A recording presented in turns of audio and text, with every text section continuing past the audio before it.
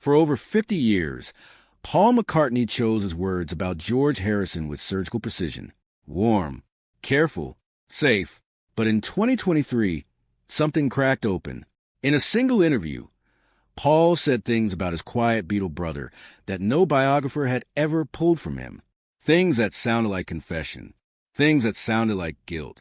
The world heard a legend paying tribute. But was Paul McCartney finally admitting something he had hidden for half a century? Paul McCartney has been interviewed more than almost any musician alive. He knows how to walk into a room and own it. He knows the right pause, the right laugh, the right amount of vulnerability to offer before pulling back. After 60 years in the public eye, this isn't charm. It's architecture.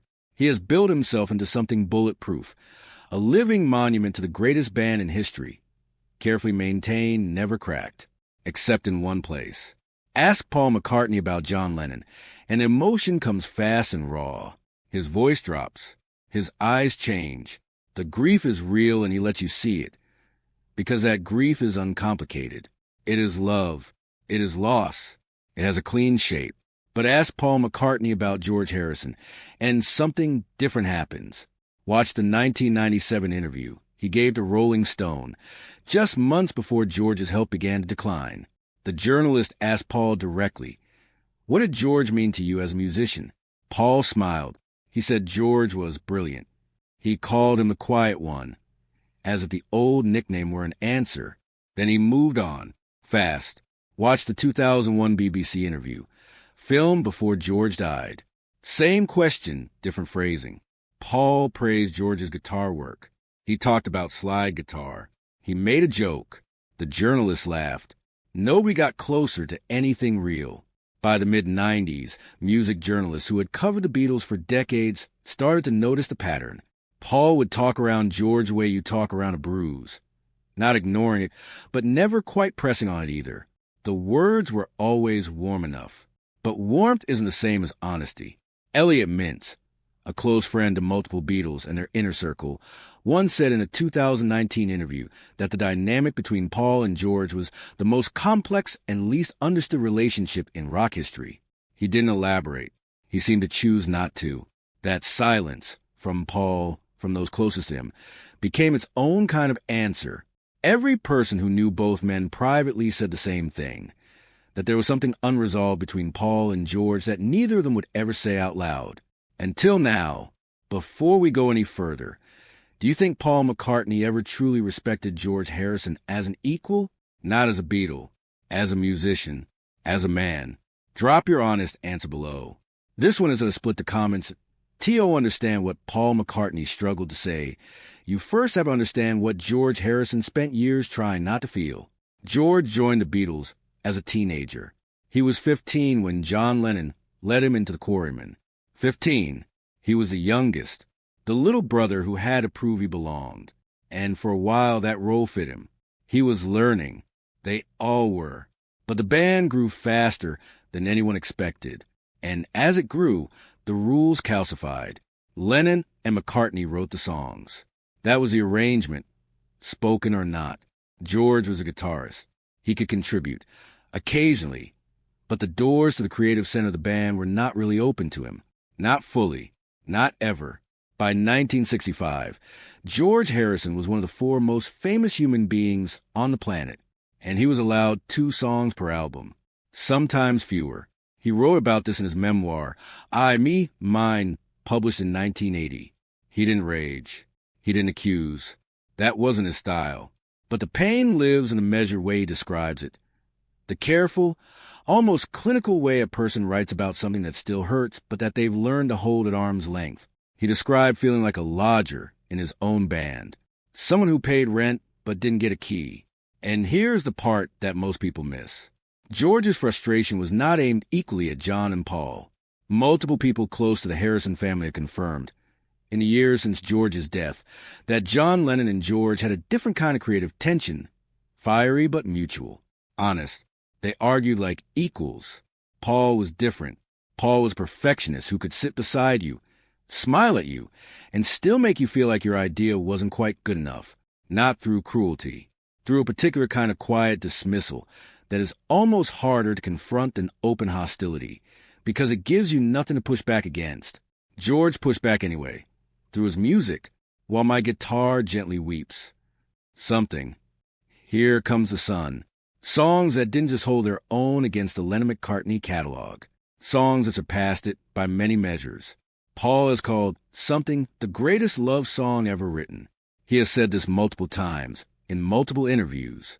He has always said it with what looks like genuine admiration. George told a close friend, just 2 years before his death in 2001, that there was one conversation with Paul he always wished had gone differently. He never got the chance to have it. The date is January 10th, 1969. The location is Twickenham Film Studios, a large, cold, impersonal space that the Beatles had chosen to rehearse in while cameras rolled for what would eventually become a documentary. It was not a comfortable environment. The lighting was harsh. The sound was poor. The band had been there for days, running through songs for a planned live concert that none of them seemed certain they actually wanted to perform. The mood in the room was fraying at the edges. That morning, Paul McCartney sat beside George Harrison and began coaching him through a guitar part on a song called Two of Us. On camera, in front of the crew, Paul's voice stayed even. Patient, he demonstrated what he wanted. He explained his thinking. He repeated himself. George's face, caught in a mid-shot by one of the documentary cameras, did not look like the face of a man receiving helpful feedback. It looked like the face of a man who had been here before, many times. That afternoon, George Harrison told the band he was leaving. Not for good, he said, just for a while. He walked out of Twickenham and did not return for 5 days. When he came back, it was with conditions, including moving rehearsals to the basement of Apple Corps headquarters, away from the cold and the cameras. The Twickenham footage was shelved for over 50 years. Then Peter Jackson released Get Back in 2021, and the world finally saw the exchange. Viewers came to their own conclusions. Some defended Paul. Some didn't. But when journalists asked Paul McCartney to watch the footage and respond to what it showed, his answer was striking. Not for what he said, but for how carefully he said it. He called it a misunderstanding. He said he was just trying to help. And then he said something else. Something smaller. Something that almost slipped past. Most people watching the interview didn't catch it. What he admitted about his own behavior in that room. Almost accidentally, opened a door that had been sealed for 50 years.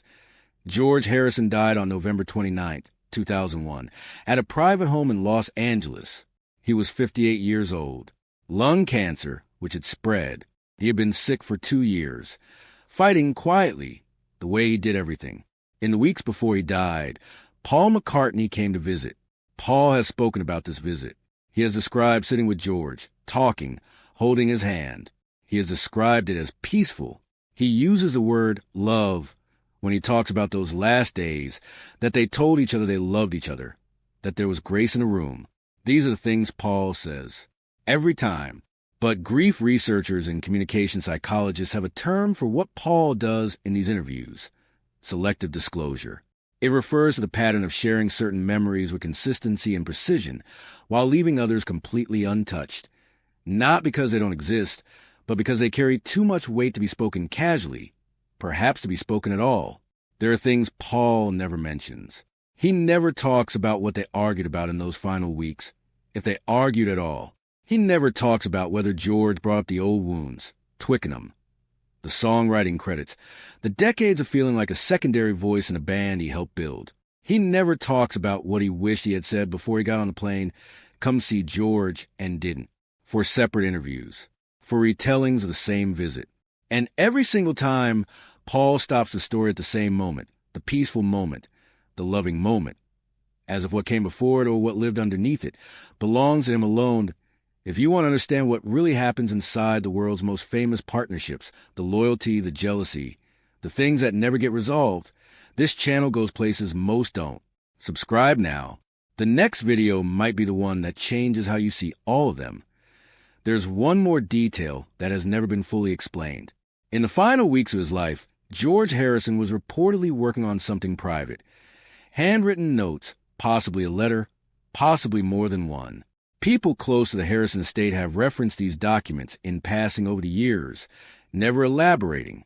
Donnie Harrison, George's only son, who was at his father's side until the very end, has never confirmed what these documents contained. He has never denied it either.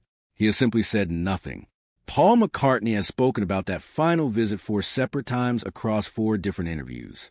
Every single time, he stops the story at exactly the same moment, as if there's a wall inside him that even he cannot get past. In 2023, Paul McCartney turned 81 years old. He was still touring, still recording, still walking onto stages in front of 50,000 people and playing 3-hour sets from memory. Whatever inner life he carried it lightly enough to keep moving at a pace that men half his age would struggle to match. That year, he released a photography book, a collection of images he had taken himself during the height of Beatlemania, personal and unguarded snapshots from inside the storm. The promotional interviews that followed were largely soft, nostalgic, safe. Most journalists walked away with quotes about Liverpool, about Linda, about the joy of music. Nothing that hadn't been said before. One journalist didn't play it that way. In a long-form interview that ran close to 2 hours, the kind of conversation that only becomes possible when the recorder has been running long enough of the subject to forget it's there, Paul McCartney was asked not about the Beatles as a historical event, but about George Harrison as a human being, as a specific person Paul had known since George was a 15-year-old kid on a Liverpool bus. Something shifted. Paul spoke about George's spirituality, the Hare Krishna devotion, the meditation, the way George had built an entire inner world that existed completely outside the noise of fame. And when Paul talked about it, he didn't sound like a man celebrating a friend's beliefs. He sounded like a man who had spent decades watching someone else possess something he couldn't quite reach. There was something in his voice that sat close to envy, though he would never have used that word. He spoke about their creative tension with a rawness that hadn't appeared in any previous interview.